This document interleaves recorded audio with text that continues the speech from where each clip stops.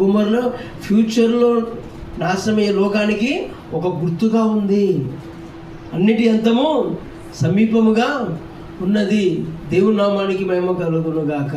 మనకు తెలుసు, ఇది మనకు చెప్పాడమ్మా, ఇది నాశనం అయిపోతుంది, మీరు త్వరగా ఈ ప్రాంతాన్ని వదిలిపెట్టి. ఆమె అనుకున్నది అంటే అట్టటి నాశనం అయిపోతుంది అనుకున్నదేమో.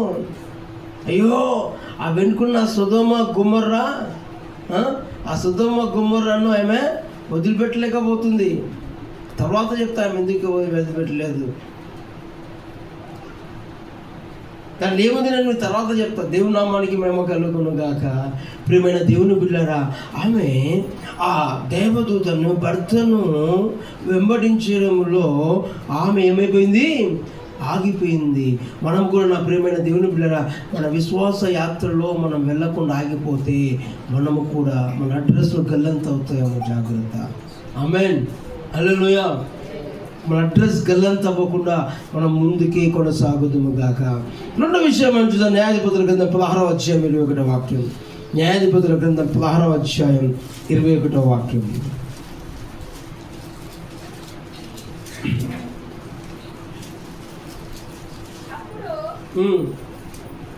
అప్పుడు ఫిలిష్తీయుడు అతన్ని పట్టుకొని అతని కన్నులను ఊడదీసి గాజాకు అతన్ని తీసుకొని వచ్చి ఇత్తడి సంఖ్యల చేత బంధించిరి. చాలు బిడ్డ. దేవుని నామానికి మహిమ కలుగును గాక. ఈ వృత్తాంతం అంతా మనకు తెలుసు. ప్రియమైన దేవుని సంసోను కారణ జన్ముడు. ఎవరు సంసోను? కారణ జన్ముడు. అతను న్యాయాధిపతిగా ఉండి తన ప్రజలను మంచిగా ఏలి వారిని శత్రువుల నుంచి విడుదల చేయాలి, విమోచించాలి అని దేవుడు ఆ విధంగా అనుకుని సంసోనును ఈ లోకంలోనికి పంపించాడు. అయితే ప్రియమైన దేవుని బిడ్డలారా, సంసోనుకున్న బలం ఎంతో గొప్పది. అయితే ఆ బలం, ఆ అభిషేకాన్ని ఆయన ఉపయోగించుకునే విధంగా ఉపయోగించుకోకుండా నిష్ప్రయోజనంగా చేసుకున్నాడు. ఆయన దేవుని అభిషేకం, దేవుని బలముతో తన ప్రజల మధ్యలో ఉండి ప్రజల మధ్య పరిచర్య చేస్తూ శత్రువులను సంహరించాలి, శత్రువులు పైకి రాకుండా చేయాలి అనేది దేవుని ఉద్దేశం. కానీ ఆ బలం, ఆ అభిషేకం ఆయన వేరే దానికి ఉపయోగించుకున్నాడు. ఆయన కూడా ఆగిపోయాడు. ఏమైపోయింది? ఆయన కన్నులు ఊడబెరగా పడ్డాయి. ఆయన సంఖ్యల చేత బంధించబడ్డాడు. ప్రియమైన దేవుని బిడ్డలారా, అదే లాస్ట్. తర్వాత ఏమైపోతుంది? మంచి యవ్వన ప్రాయంలో ఆయన ఏమైపోయాడు?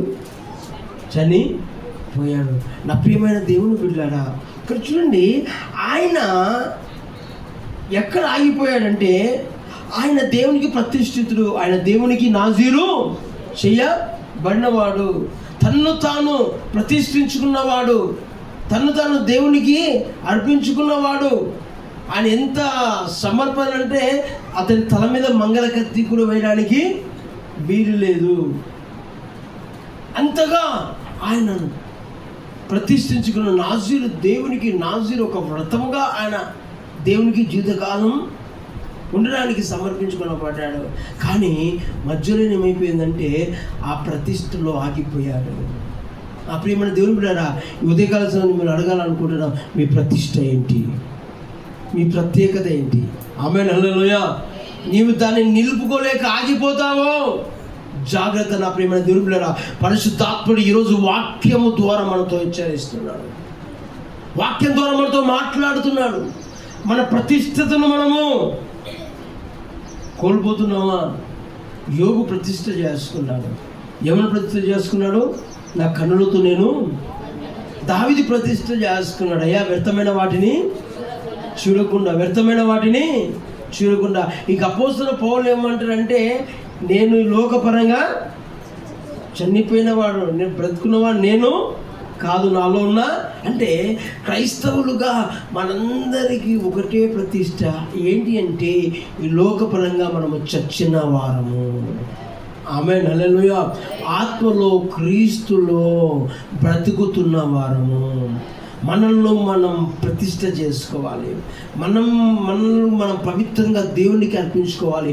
దేవుడు అంటే మనకు పరిశుద్ధమైన పిలుపుతో పిలిచారంట. యాజక సమూహంగా మనం ఉండడానికి, పరిశుద్ధ జనముగా తన సొత్తైన ప్రజలకు ఉండడానికి దేవుడు ఏర్పాటు చేసుకున్నారంట. దానిలో మనం ఆగిపోతే నా ప్రియమైన దేవుని బిడ్డలారా, సంవత్సరంలాగా జీవితం అర్ధంతరంగా ముగించబడతాం. ఒకసారి మనం ఆలోచన చేద్దాం. దేవుని నామానికి మహిమ కలుగును గాక. క్రైస్తవుడికి ఏది ప్రతిష్ఠిత అంటే పాపము జోలి పోకుండా ఉండడం. క్రైస్తవునికి ఏది ప్రతిష్ఠిత అంటే ఈ లోకమునకు వేరే ఉండి తను ప్రత్యేకపరుచుకొని దేవుని కొరకు జీవించడం. దేవుని నామానికి మహిమ కలుగును గాక. దేవుని రాజ్యాన్ని వెతుకుటలో, దేవుని రాజ్యము కట్టుటలో నిమగ్నమై ఉండడం క్రైస్తవుడికి ఇచ్చిన ప్రతిష్ఠత. క్రైస్తవుడు కలిగి ఉండాల్సిన ప్రతిష్ఠత. దేవుని నామానికి మహిమ కలుగును గాక. నేను వాక్యం చెప్తుంది, మీరు లోకానికి వెలుగై ఉండడం, అది ప్రతిష్ఠత.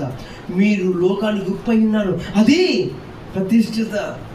పాపం లేకుండా జీవించడం, అది ప్రతిష్ఠిత. ఆ ప్రతిష్ఠ మార్గంలో మనం కొనసాగకుండా ఆగిపోతే మనం గల్లంతైపోతాం. మేము సంసోను లాగా. నా ప్రియమైన దేవుని పిల్లారా, దేవుడు సంసోనుకి ఎంతో కృపనిచ్చాడు, ఎంతో అభిషేకాన్ని ఇచ్చాడు, ఎంతో బలమునిచ్చాడు, ఎవరికైనా ఆధిక్యతను ఇచ్చాడు. దేవుని నామానికి మహిమ కలుగును గాక. దేవుని ఆత్మ ఆయన ఆవరించినప్పుడు, ఆయన అభిషేకించినప్పుడు ఎన్నో బలమైన కార్యాలు చేశాడు సంసోను. కానీ తన ప్రతిష్ఠతో ఆగిపోయాడు. తన ప్రతిష్టను భంగపరుచుకున్నాడు సంసోను. ఆయన ప్రతిష్టంగా తన దేహం, తన శరీరం పవిత్రంగా, పరిశుద్ధంగా దేవునికి ఒక రథంగా ఉండవలసిన ఈ యొక్క సంసోను ఏమైపోయాడంటే ఆగిపోయాడు. ఆగిపోయాక పట్టబడ్డాడు. పట్టబడిన తర్వాత ఏమైంది?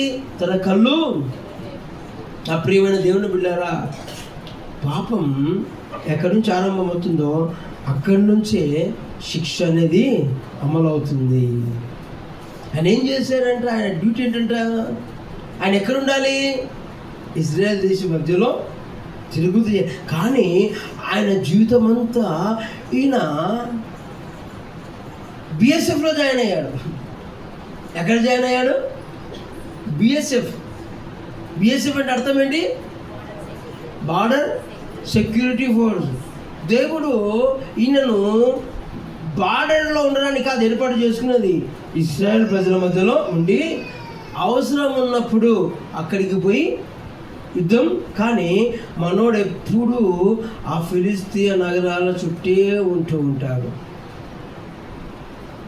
అక్కడే చూస్తూ ఉంటాడు కళ్ళతో, ఎక్కడ పాపం చేయనీకి, ఆ శరీరేచ్ఛలతో. బార్డర్లో జాయిన్ అయిపోయాడు. కానీ దేవుని దేశం మన బార్డర్ ఉండడం కాదు, మధ్యలో ఉండాలి, ప్రజలను పరిపాలిస్తూ. అవసరమైనప్పుడు శత్రువులు వచ్చినప్పుడు ఏం చేయాలి? అప్పుడు బార్డర్లోకి వెళ్ళి. కానీ మన డ్యూటీ ఎప్పుడు ఏంటి? బార్డర్ సెక్యూరిటీ ఫోర్స్ లాగా ఎప్పుడు బార్డర్లోనే. ఏం చేస్తున్నాడు? బార్డర్లో తిరుగుతూ చూసి ఏమైపోయాడు? ప్రతిష్ఠత కోల్పోయాడు. దావీదు కూడా యుద్ధం చేయాల్సిన సమయం, రాజులంతా వసంత కాలంలో వాళ్ళు యుద్ధం చేయడంలో మనోడు ఏం చేశారంట? మధ్యాహ్నం పూట ఇంట్లో హాయిగా. ఆ ప్రియమైన దేవుని బిడ్డలారా, క్రైస్తవుడు చేయాల్సింది చేయక ఆగిపోతే నానా విపరీతమైన కార్యములు చేయడానికి సాతాను వాడు ప్రేరేపించవచ్చు.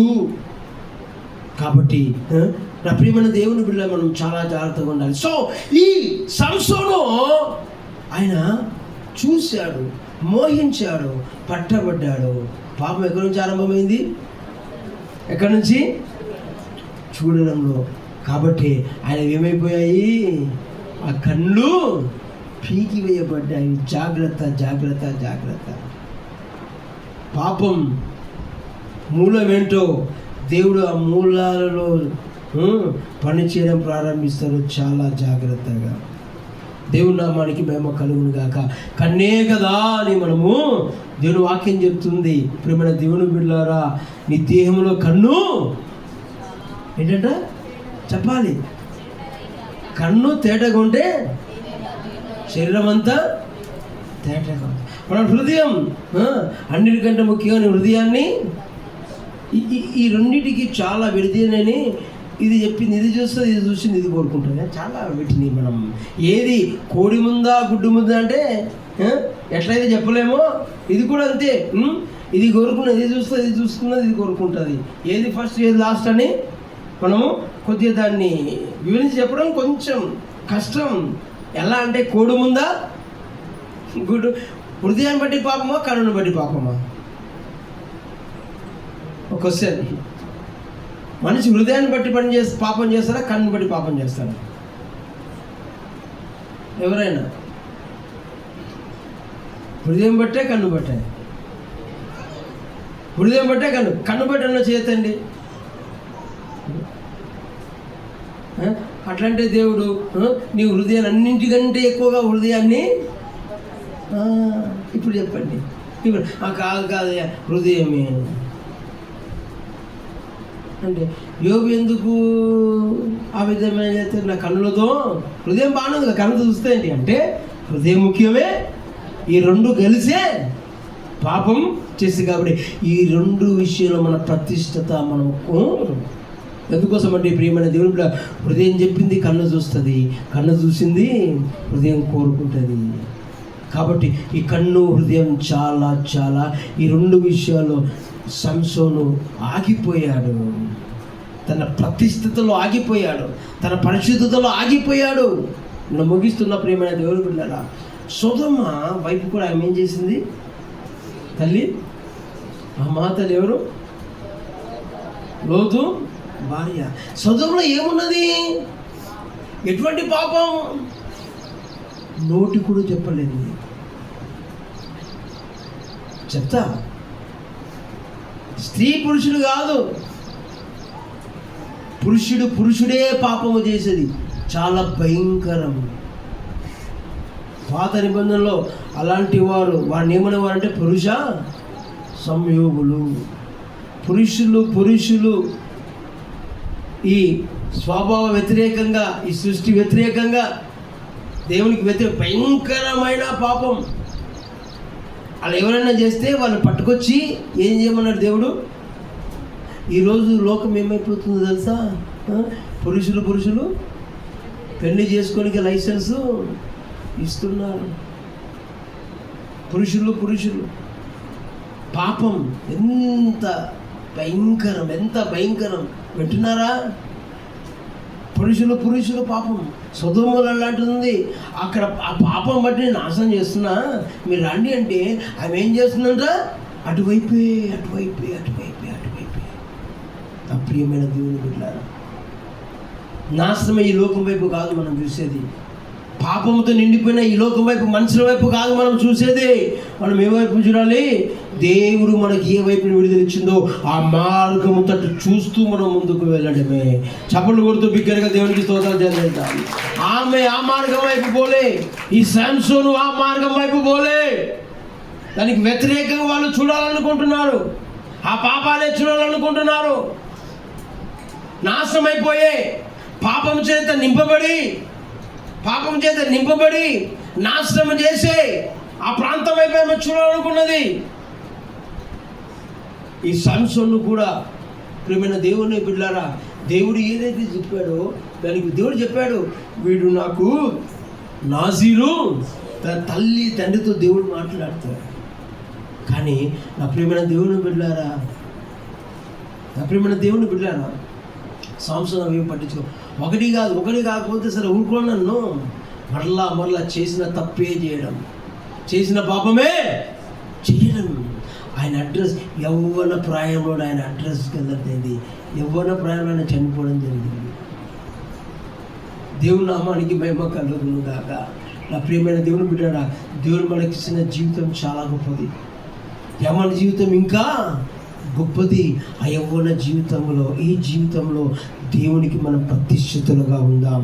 దేవుడు మనం నడిపిస్తున్న మార్గంలో మనం ముందుకు కొనసాగిపోదాం పౌలులాగా. కానీ ఆగిపోకూడదు. లోతు భార్య ఆగిపోయింది, ఈ సంసోను ఆగిపోయాడు, దావీదు కొంతవరకు ఆగిపోయాడు. దావీదుకు అడ్రస్ కలంతయ్యే పరిస్థితిలో తిరిగి ఆయన తెలుసుకున్నాడు. చివరికి చనిపోయే ముందు సంసోను శవం అడిగి, అది వేరే విషయం. కానీ ప్రియమైన దేవుని బిడ్డలారా, మనం సరే సంసోనుకు ఎన్నో మనం ఆడడానికి వీలు లేదు. అలా ఎందుకోసం అప్పటికి సంసోనుకు ఇంత వాక్యము, మనకు వాక్యం పుష్కలంగా ఉంది. దేవుని నామానికి మహిమ కలుగును గాక. మనకు పరిశుద్ధాత్ముడు మనతో నివాసం చేస్తున్నాడు. ఆమేన్, హల్లెలూయా.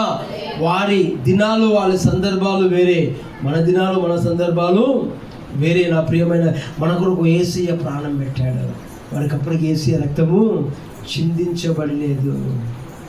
దేవుని నామానికి మహిమ కలుగును గాక. కాబట్టి మనం ఆగిపోక సాగిపోవాలి. మనం ఆమేన్, హల్లెలూయా. ఆగిపోతే ఏమైపోతుంది? అడ్రస్సు గల్లంతే. కాబట్టి నా ప్రియమైన దేవుని బిడ్డలారా, మన క్రైస్తవులుగా మన ప్రతిష్ట కోల్పోకూడదు, మన పరిశుద్ధత కోల్పోకూడదు, మన సమర్పణ కోల్పోకూడదు, మన భక్తి కోల్పోకూడదు, మన విశ్వాసము ఆగిపోకూడదు. మన విశ్వాసములో, భక్తిలో ఆగిపోకూడదు, ప్రార్థనలో ఆగిపోకూడదు, పరీక్షలలో ఆగిపోకూడదు. నువ్వు ఆగిపోతున్నావంటే జాగ్రత్త, నువ్వు గల్లంతు కావడానికి ఏమో అని చెప్తున్నాను. ఇట్ మైట్ బి అని చెప్తున్నా. గల్లంత అయిపోవడానికి జాగ్రత్త. నీవు ఆగిపోతున్న పరిస్థితి నీకు ఎదురైతే నువ్వు ఎప్పుడో తెలుసుకోవాలి. రైట్, ఆగిపోయే పరిస్థితులు దాపురుస్తున్నాయి. కాబట్టి నేనేం చేయాలి? ముందుకి కొనసాగాలి. ఆమేన్, హల్లెలూయా. ఆగిపోతే ఏమవుతుంది? గల్లంతే. ఒక నీళ్ళలో పడిపోయారు అనుకోండి, ఏమైపోతుంది? అంతే, గల్లంతే. ఎక్కడ కొట్టుకోబోతారు, ఎక్కడ పడతారో ఏంటో తెలియదు. వర్షాకాలం వరదలు వస్తాయండి. వరదలో చాలామంది కొట్టుకుపోతారు. వాళ్ళ శవాలు ఎటుపోతాయో కూడా తెలియదు. నా ప్రియమైన దేవుని విశ్వాస జీవితంలో నీ ప్రతిష్టతను, నీ ప్రత్యేకతను, నీ సమర్పణ, నీ భక్తిని, నీ ప్రార్థనను, నీ విశ్వాస జీవితాన్ని నీవు చేయడంలో ఆగిపోతే మన అడ్రస్ కదంత అవుతుందేమో. జాగ్రత్త. హృదయంలో ఆ భయంతో మన దేవుని వాక్యం చెప్తుంది, మనం భయముతో మన విశ్వాస జీవితాన్ని కొనసాగించాలంట. దేవుడు చూస్తున్నాడు. ఎవరు మనం చూడలేదేమో మనం అనుకుంటున్నామేమో, కానీ దేవుడు నిత్యం మనం కనిపెడుతుంటాడు. కాబట్టి నా ప్రియమైన దేవుని బిడ్డలారా, ఎన్ని శ్రమలు, ఎన్ని పాపము చేసే పరిస్థితులు మనకు దాపరించినా వాటి వైపు మనం చూడక, ఉప్పు స్తంభంగా మిగిలిపోక మనం ముందుకి కొనసాగుదుము గాక. అట్టి కృపాదేవుడు మనకు అందరికి అనుగ్రహించును గాక. మనందరం తలలో ఉంచుదాం, అందరం చేతులు పైకి ఎత్తాం, మనం ప్రార్థన చేద్దాం. నా ప్రియమైన దేవుని బిడ్డ, నువ్వు ఎక్కడ ఆగిపోయావేమో,